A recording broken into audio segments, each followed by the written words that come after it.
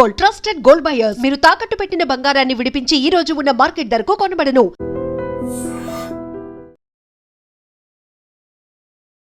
తెలంగాణ రాష్ట్రం ఏర్పడిన తర్వాత నుంచి కూడా 10 జిల్లాలుగా ఉన్నటువంటి రాష్ట్రాన్ని బీఆర్ఎస్ సర్కార్ 33 జిల్లాలుగా విభజించింది. ఇది అందరికీ తెలిసిందే.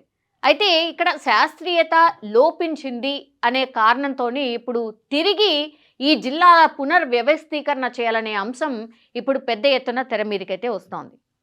యాక్చువల్లీ 12 ఏళ్ల తర్వాత తిరిగి జిల్లాల పునర్వ్యవస్థీకరణ అంశం ఇప్పుడు తెరపైకి వచ్చింది కాబట్టి జిల్లాల ఏర్పాటులో శాస్త్రీయత లోపించిందనే కారణాలతో తిరిగి జిల్లాల్ని విభజించాలని ప్రభుత్వం అయితే నిర్ణయం తీసుకుంది.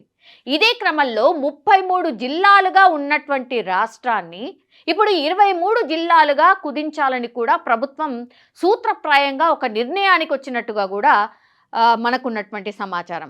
రాష్ట్ర విభజన తర్వాత కొత్త జిల్లాలతో పాటు రెవెన్యూ డివిజన్లు, మండలాల్ని సైతం విభజించారు. అయితే 2022 వరకు కూడా కొత్త జిల్లాలు, రెవెన్యూ డివిజన్లు, మండలాల ఏర్పాటుతో కొన్ని చోట్ల పరిపాలన, జోన్లు, స్థానిక వెసులుబాటు పరంగా సమస్యలు ఉన్నాయంటూ కూడా ఆయా ప్రాంతాల ప్రజలు పెద్ద ఎత్తున ఆందోళన కూడా చేస్తూ వస్తున్నారు ఇప్పటికీ కూడా. ముఖ్యంగా నియోజకవర్గాలు ఒకటికి మించి 2-3 జిల్లాల పరిధిలో ఉండడం కావచ్చు, మండలాలు జిల్లా కేంద్రాలకు దూరంగా ఉండడం వంటి సమస్యలు ఇప్పుడు తెర మీదకి వచ్చాయి. వీటి విషయంలో పలు విజ్ఞప్తులు వచ్చినప్పటికీ కూడా నాటి ప్రభుత్వం పట్టించుకోలేదు అన్న విమర్శలు ఇప్పటికీ ఉన్నాయి. ఈ క్రమంలో రాష్ట్రంలో కాంగ్రెస్ ప్రభుత్వం అధికారంలోకి వస్తే జిల్లాల పునర్వ్యవస్థీకరణ చేస్తామని ప్రకటించింది. సో గతంలో విభజన అశాస్త్రీయంగా జరిగింది ఆ పార్టీ నేతలు ఆరోపిస్తూ వచ్చారు.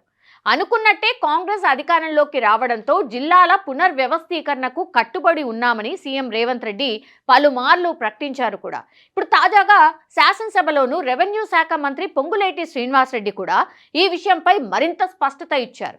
ఈ నేపథ్యంలోనే ఏ ప్రాతిపదికన మార్పులు చేర్పులు చేయాలి అనే దానిపై అధికారులు ఇప్పుడు కసరత్తు ప్రారంభించారు.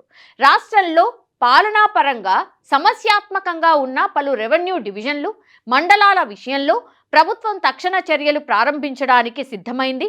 కొన్ని మండలాలు 2 శాసనసభ నియోజకవర్గాల పరిధిలో ఉండడం, కొన్ని శాసనసభ, పార్లమెంట్ నియోజకవర్గాలు 2-3 జిల్లాల పరిధిలో ఉండడంతో పథకాల అమల్లో ఇబ్బందులు ఎదురవుతున్నాయనే ఆరోపణలు ఉన్నాయి. అభివృద్ధి పనుల అమలు, నిధుల కేటాయింపు సమయంలోనూ ఇబ్బందులు ఎదురవుతున్నాయి. దీంతో డివిజన్, మండలం, నియోజకవర్గం ఏదైనా ఒకే జిల్లా పరిధిలో ఉండేలా, లేదంటే ఒకే పార్లమెంట్ పరిధిలోకి వచ్చేలా మార్పులు అవసరమని ప్రభుత్వం భావిస్తోంది. సో గతంలో ముఖ్యమంత్రి కూడా ఈ విషయంపై స్పష్టత ఇచ్చారు. అన్ని కూడా శాస్త్రీయంగా ఏర్పాటు చేయడానికి జ్యుడిషియల్ కమిటీ ఏర్పాటు చేస్తామని కూడా ఆయన ప్రకటించారు. రాష్ట్ర విభజన నాటికి 10 జిల్లాలు, 48 డివిజన్లు, 466 మండలాలు ఉండేవి. రాష్ట్రం ఏర్పడిన తర్వాత 2016లో అక్టోబర్లో తొలిసారి పునర్వ్యవస్థీకరణ చేపట్టారు. 31 కొత్త జిల్లాలు, 74 రెవెన్యూ డివిజన్లు, 584 మండలాలను ఏర్పాటు చేశారు. ఆ తర్వాత వచ్చిన డిమాండ్లను పరిగణలోకి తీసుకొని 2020-21లో నారాయణపేట, ములుగు జిల్లాలను, మరికొన్ని మండలాలు ఏర్పాటు చేశారు.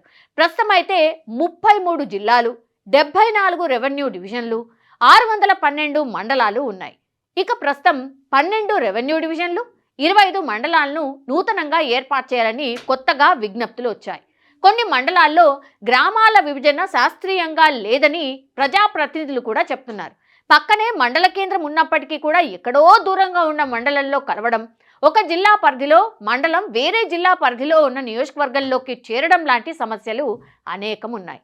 జడ్పీ సమావేశాలు, అభివృద్ధి పనుల కేటాయింపు సమయంలో 2-3 కలెక్టర్లు, జిల్లా అధికారులను సమన్వయం చేసుకోవాల్సిన పరిస్థితి ఇప్పటి వరకు ఉంది. ఇక కొత్త జిల్లాల ఏర్పాటు తర్వాత జోనల్ వ్యవస్థను నూతనంగా అమల్లోకి తీసుకొచ్చారు.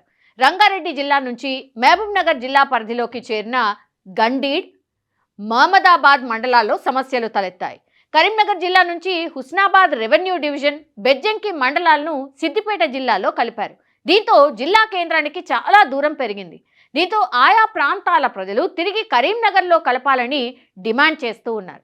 ఇక నల్గొండ, భద్రాద్రి కొత్తగూడెం, మహబూబాబాద్, కొమ్రంభీం ఆసిఫాబాద్, నిర్మల్, మంచిర్యాల, జోగులాంబ గద్వాల, రాజన్న సిరిసిల్లతో పాటుగా ఉమ్మడి వరంగల్ జిల్లాలోనూ పలు మండలాల్లో పాలనాపరంగా సమస్యలున్నట్టు విజ్ఞప్తులు వచ్చాయి. నూతన జిల్లాల ఏర్పాటు అనంతరం రాష్ట్రాన్ని 2 బహుళ జోన్లు 7 జోన్లుగా ప్రభుత్వం విభజించింది.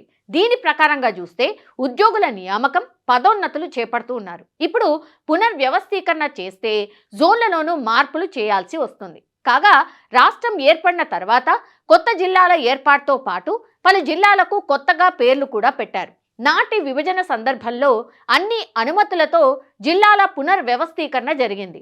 అయితే తిరిగి విభజన చేయాలన్నా, పేర్లు మార్చాలన్నా railway portal, survey of India తదితర సంస్థల నుంచి నిరభ్యంతర పత్రం తీసుకోవాల్సి ఉంటుంది. అదే సందర్భంలో కేంద్ర ప్రభుత్వం దేశవ్యాప్తంగా చేపట్టినటువంటి జనగణనను ఈ ఏడాది నాటికి పూర్తి చేయబోతోంది. ఈ ప్రక్రియ పూర్తి చేసేంత వరకు జిల్లాలు కావచ్చు, రెవెన్యూ డివిజన్ల సరిహద్దుల్లో రాష్ట్రాలు మార్పులు చేయడం కుదరకపోవచ్చు. అలా చేస్తే ఇబ్బందులు తలెత్తాయని కేంద్రం అభిప్రాయపడింది. ఈ క్రమంలో రాష్ట్రంలో మార్పులు చేస్తే కేంద్రం నుంచి ప్రత్యేక అనుమతి తీసుకోవాల్సిన అవసరం ఉంటుందని పలువురు అభిప్రాయపడుతున్నారు. నిజంగా ప్రస్తుతం ఉన్నటువంటి సమాజం దేనికి ప్రయారిటీ ఇస్తుంది? ఆర్థిక సంబంధాల చుట్టూ మాత్రమే తిరుగుతోంది. మళ్ళీ ఎన్నికలంగానే చాలా విరక్తి కలుగుతున్నాం. మంచి అనిపిస్తుంది కదా, లేడీస్ కూడా ఛాలెంజింగ్ జాబ్స్ చేసినప్పుడు చాలా బాగుంటది. ట్రాఫిక్ అసిస్టెంట్స్ గా నియమించిన ట్రాన్స్జెండర్స్ అందరితో సాల్యూట్ చేయించుకుంటున్నారు. ఫుడ్ డెలివరీ ఇవ్వటానికి వెళ్ళినటువంటి డెలివరీ బాయ్ అనిల్ పై కళ్ళ ముందు